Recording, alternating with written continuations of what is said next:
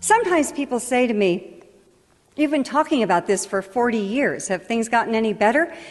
And actually, I have to say, really, they've gotten worse. Ads sell more than products. They sell values, they sell images, they sell concepts of love and sexuality, of success, and perhaps most important, of normalcy. To a great extent, they tell us who we are and who we should be.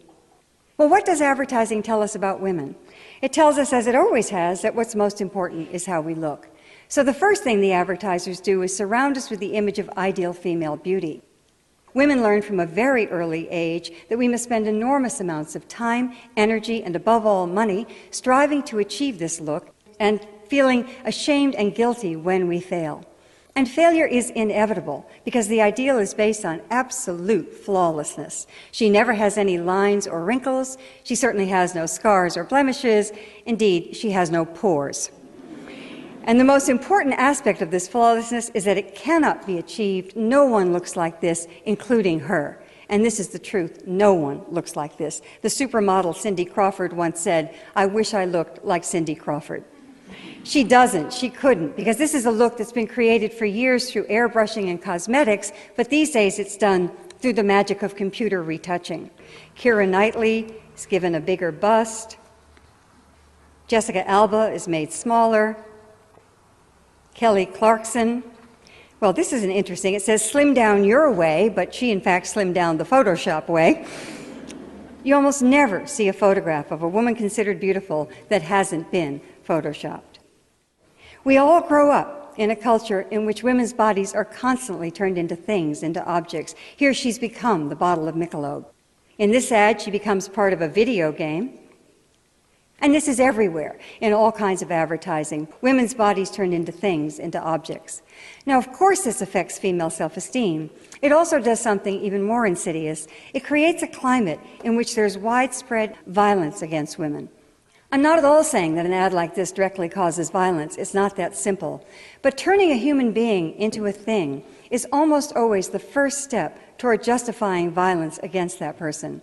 We see this with racism, we see it with homophobia, we see it with terrorism. It's always the same process. The person is dehumanized and violence then becomes inevitable. And that step is already and constantly taken with women. Women's bodies are dismembered in ads, hacked apart. Just one part of the body is focused upon, which of course is the most dehumanizing thing you could do to someone. Everywhere we look, women's bodies turned into things and often just parts of things.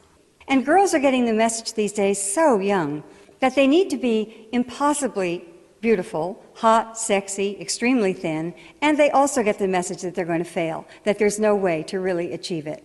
Girls tend to feel fine about themselves when they're 8, 9, 10 years old, but they hit adolescence and they hit a wall. And certainly part of this wall is this terrible emphasis on physical perfection. So no wonder we have an epidemic of eating disorders in our country and increasingly throughout the world. I've been talking about this for a very long time, and I keep thinking that the models can't get any thinner, but they do. They get thinner and thinner and thinner. This is Anna Carolina Reston, who died a year ago of anorexia, weighing 88 pounds, and at the time she was still modeling. So the models literally cannot get any thinner. So Photoshop is brought to the rescue. There are exceptions, however. Kate Winslet has been outspoken about her refusal to allow Hollywood to dictate her weight. When British GQ magazine published this photograph of Winslet, which was digitally enhanced to make her look dramatically thinner, she issued a statement that the alterations were made without her consent. And she said, "I don't look like that, and more importantly, I don't desire to look like that. I can tell you that they've reduced the size of my legs by about 1/3. Bless her heart.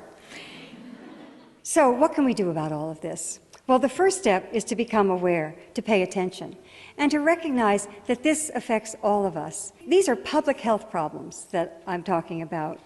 The obsession with thinness is a public health problem. The tyranny of the ideal image of beauty, violence against women, these are all public health problems that affect us all. And public health problems can only be solved by changing the environment.